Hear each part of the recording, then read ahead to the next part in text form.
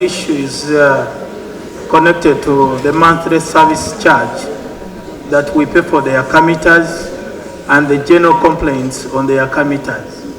Right, Honorable Speaker, we pay very big sums of money for installation of these Yaka meters, between 750 to 800. And at the same time, they are charging us monthly charges. Honorable Martin, sorry for the interruption. The Minister for Energy is coming, okay? She called me earlier on. She was meeting the President, and immediately she will be coming here because she even has a statement. You think if I give you an opportunity at that time, it would be better? Very good. Honorable Sarah Bendi. We are paying a lot of money for installation of that meter, between 750 to 800.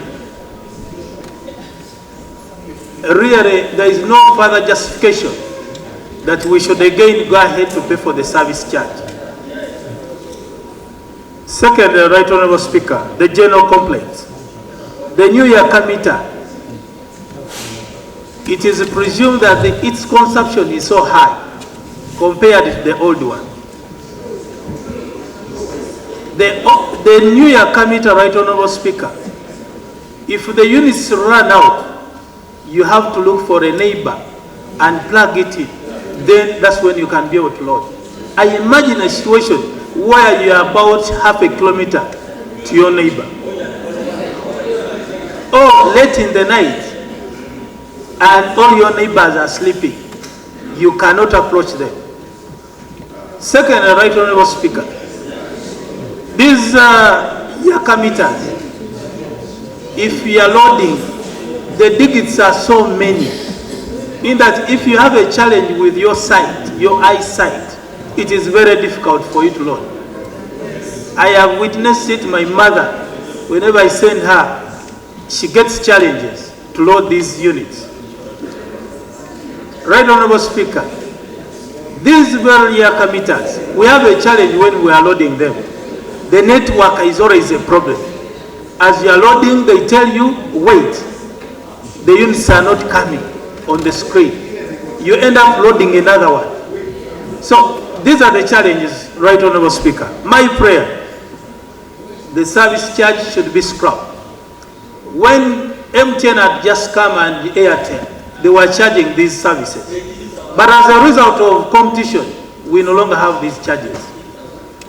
Two, Right Honorable Speaker, I don't know what UNBS is doing to approve these Yaka meters, which are consuming a lot, which do not fit the standards of Ugandans.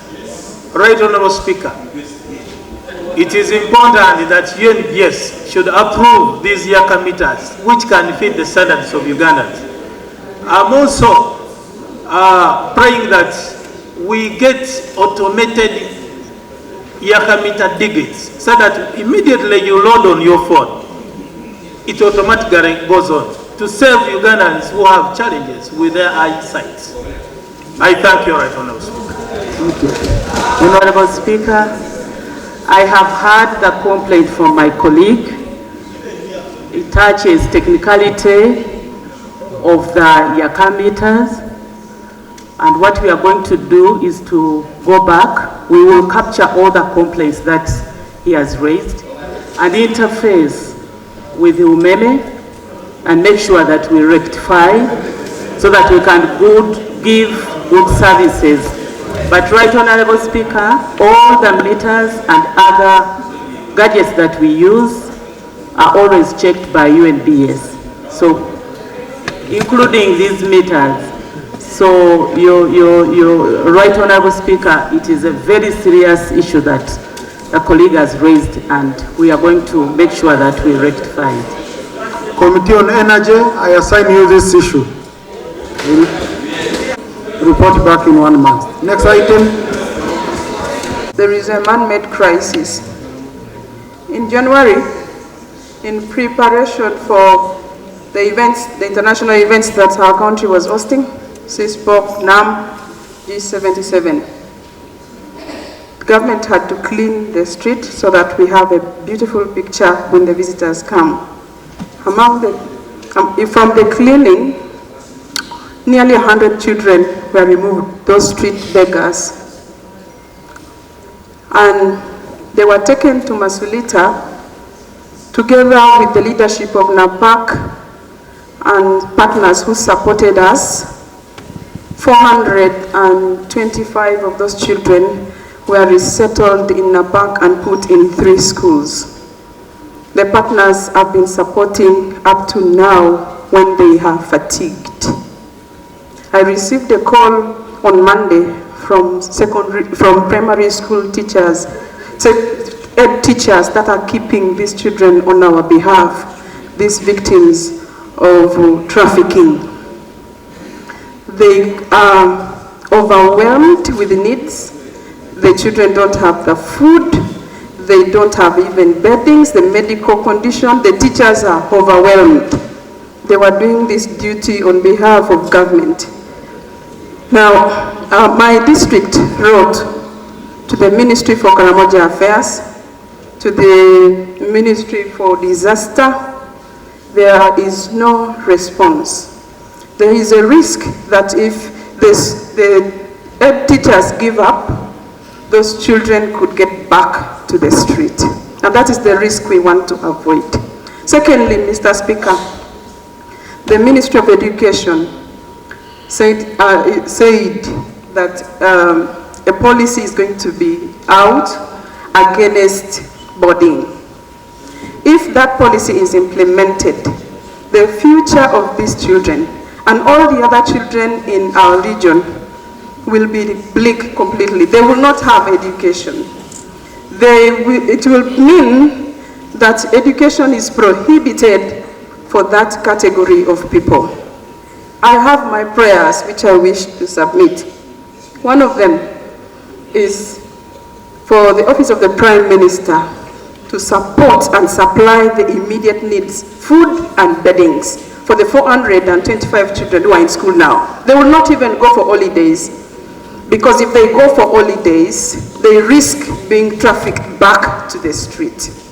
That is my prayer number 1. Prayer number 2 is for the Ministry of Education to stay that policy, to exclude Karamoja from that policy of banning boarding section. I submit. Honourable Minister for Education, let me start with these children at the school. Honourable Speaker, I want to thank my sister, Honourable Faith, for raising this very critical matter concerning the future of our children in Karamoja. First of all, Mr. Speaker, I am so happy that these children have been removed from streets and taken back to school. That is at least a hope for all of us, that they have been removed and safely taken to pursue their career in the education sector. Number 2, I'm equally happy that the 3 schools in Napak district have all accommodated these children and their learning. Mr. Speaker, what is unique in Karamoja is that some of you might not be aware, given the unique nature of the region, most of our schools, not all, majority of our schools do accommodate the children as boarding section. But I want to tell this floor, Mr. Speaker, that the government policy is that all our primary schools and secondary schools are day school by policy. However, for us to have a school to become a boarding section, they must meet with a minimum standard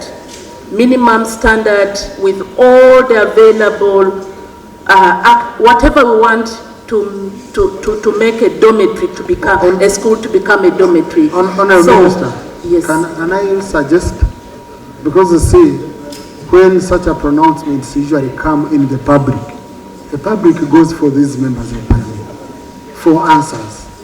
Now, that's a very important pronouncement you made. And I have requested ministers, I have really begged you, when you're making such an important pronouncement, also bring a statement here on the floor. so that members can be updated. This is prime time, by the way. When you bring it here and we discuss and you have a buy-in from all these members of parliament, it becomes very easy for you. Okay? So on this issue, I know it's an issue which can raise a lot of debate. Can you bring a statement on your policy for boarding schools? Thank you so much for your wise guidance, Mr. Speaker. I want to pledge that I will bring a statement on our policy guidelines on the public schools and the boarding section. Thank you. Is tomorrow okay? Because you seem to have them ready. Can I request kindly for next week, Mr. Okay. Speaker? Thank you. Wednesday next week. Right. We are going to intervene so that the children can get food and they should be kept in school because we know the consequences of sending back the children. Thank you. Yes, Honorable Echeri, do you have